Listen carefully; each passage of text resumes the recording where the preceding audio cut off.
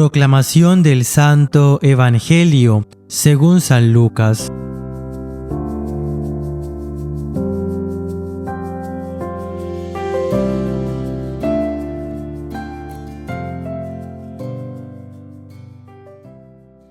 En aquel tiempo, cuando Jesús iba caminando a Jerusalén, pasó entre Samaria y Galilea. Estaba cerca de un pueblo, cuando le salieron al encuentro 10 leprosos, los cuales se detuvieron a lo lejos y a gritos le decían: Jesús, Maestro, ten compasión de nosotros. Al verlos, Jesús le dijo: Vayan a presentarse a los sacerdotes. Mientras iban de camino, quedaron limpios de la lepra. Uno de ellos, al ver que estaba curado, regresó alabando a Dios en voz alta. Se postró a los pies de Jesús y le dio las gracias. Ese era samaritano. Entonces dijo Jesús: ¿No eran 10 los que quedaron limpios? ¿Dónde están los otros 9? No ha habido nadie fuera de este extranjero que volviera para dar gloria a Dios. Después le dijo al samaritano: Levántate y vete, tu fe te ha salvado. Palabra del Señor. Gloria a ti, Señor Jesús.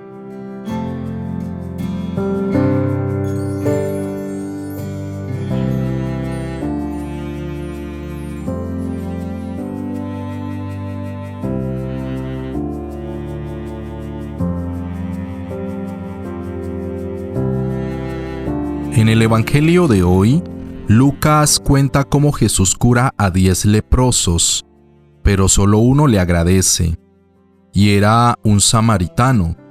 La gratitud es otro tema muy propio de Lucas, vivir con gratitud y alabar a Dios por todo aquello que recibimos de Él. Por esto, Lucas habla muchas veces de la gente que quedaba admirada y alababa a Dios por las cosas que Jesús hacía. El Evangelio de Lucas contiene varios cánticos e himnos que expresan esta experiencia de gratitud y de reconocimiento. Contemplemos el mensaje de amor que nos proporciona el Señor en el día de hoy en estas 4 hermosas enseñanzas. Nuestra primera enseñanza es Jesús camino hacia Jerusalén. Lucas recuerda que Jesús estaba de camino hacia Jerusalén, pasando por Samaria, para ir a Galilea. Desde el comienzo del viaje hasta ahora, Jesús va por Samaria. Solo ahora está saliendo de Samaria, pasando por la Galilea para poder llegar a Jerusalén. Esto significa que las importantes enseñanzas dadas en estos capítulos, el 9 al 17, fueron dadas todas en un territorio que no era judío.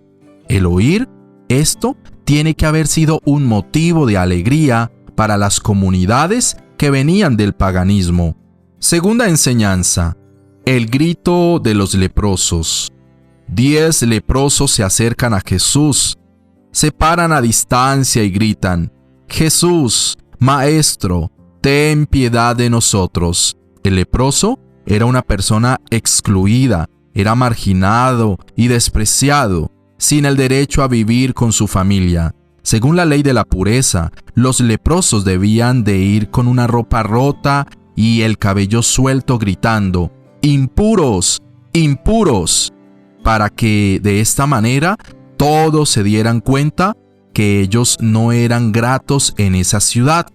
Para los leprosos, la búsqueda de un tratamiento significaba lo mismo que buscar la pureza para poder ser reintegrados en la comunidad.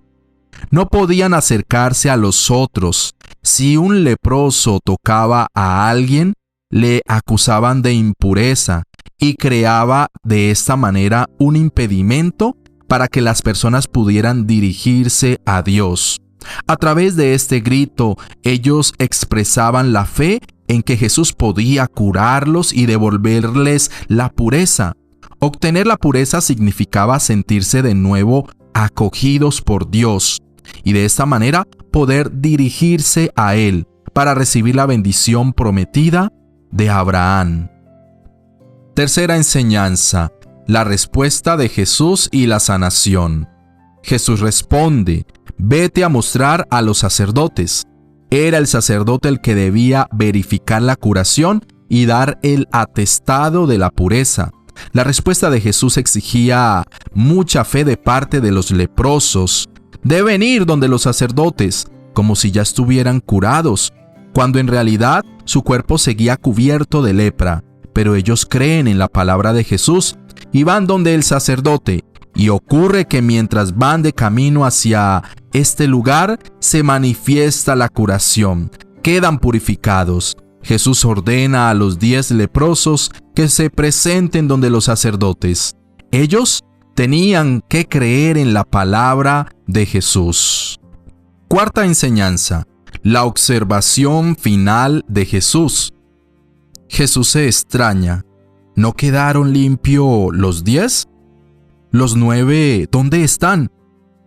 No ha habido quien vuelva a dar gloria a Dios sino este extranjero.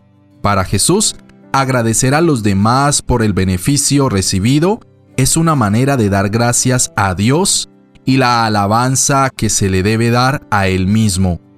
En este punto, los samaritanos daban lecciones a los judíos. Hoy son los pobres los que desempeñan el papel del samaritano y nos ayudan a descubrir esta dimensión de la gratuidad de la vida.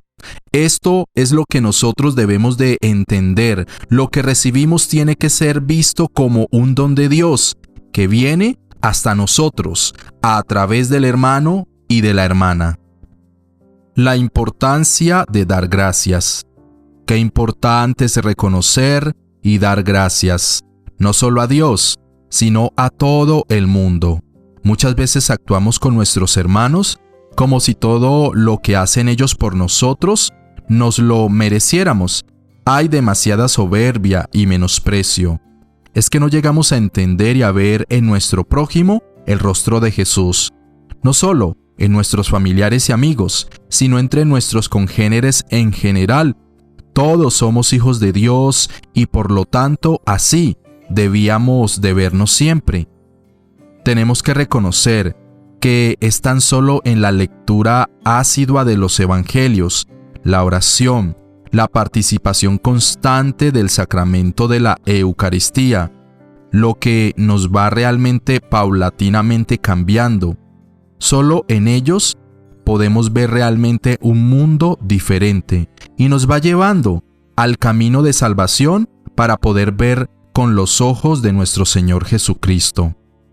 Ocurre con muchos de nosotros lo que ocurre con los niños que son demasiadamente mimados, que de tanto complacerlos aprecian poco lo que se les da, se sienten merecedores de todo, les cuesta trabajo aquilatar el esfuerzo y mucho más el amor tras cada cosa que reciben. Es un mal hábito compararnos. Lo único que logramos es resentirnos, porque siempre encontraremos a alguien que tiene más, en vez de valorar y agradecer lo que hemos recibido. Sí, es verdad que se pudo ser más. No es menos cierto que pudo ser menos. No se trata de resignarnos a lo que hemos recibido, pero sí de agradecer todo lo que nosotros tenemos. Tener en cuenta que lo que hemos recibido se debe de poner en juego para la mayor gloria de Dios, para amar y servir a nuestros hermanos. No olvidemos que una sola cosa es importante y esta es la que debemos de perseguir todos los días de nuestra vida. No dejemos de pedir al Señor que manifieste su misericordia en nuestras vidas, pero tampoco de agradecer y disponernos a hacer lo que Él nos manda. A lo largo del camino de la vida encontraremos múltiples dificultades de todo tipo y tal vez de alguna no podremos salir si no es precisamente cuando nosotros aceptamos a Cristo, no por nuestros medios. Tal vez nosotros tampoco podremos distinguirlas. Entonces, comprenderemos que la misericordia de Dios nos permite pasar y así darle gracias al mismo Padre. No continuemos entonces como animalitos. Volvamos los ojos a quien realmente es la fuente de nuestra alegría y aprendamos a dar gracias y a glorificar a Dios, como hacen los humildes, los que no se sienten merecedores de la gracia de Dios. Constituye una paradoja que no obremos así quienes hayamos nacido en un hogar católico, habiendo recibido el bautismo y con él la fuente de todas las gracias, es decir, el Espíritu Santo, el Espíritu de Dios.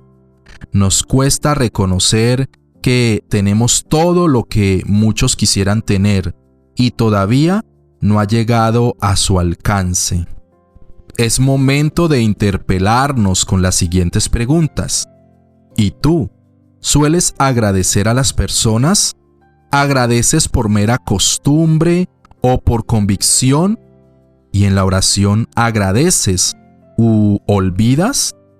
Vivir en la gratitud es una señal de la presencia del reino en medio de nosotros. ¿Cómo transmitir para los demás la importancia de vivir en la gratitud y en la gratuidad? Oremos. Padre Santo, danos la gracia de reconocer que desde el bautismo hemos recibido la fuerza indeleble del Espíritu Santo, de modo que por él somos guardados y guiados por el camino señalado por Jesucristo. Haz que cada uno de nosotros podamos alcanzar tu promesa, que aprendamos a dar gracias y a honrarte en tu santo nombre. Te lo pedimos por nuestro Señor Jesucristo, tu Hijo que vive y reina contigo en la unidad del Espíritu Santo, y es Dios por los siglos de los siglos. Amén. Si este video te ha gustado, bendícenos con un like y suscríbete a nuestro canal. Somos Red Católica. Que el Señor Todopoderoso nos bendiga en este día, en el nombre del Padre, del Hijo y del Espíritu Santo. Amén.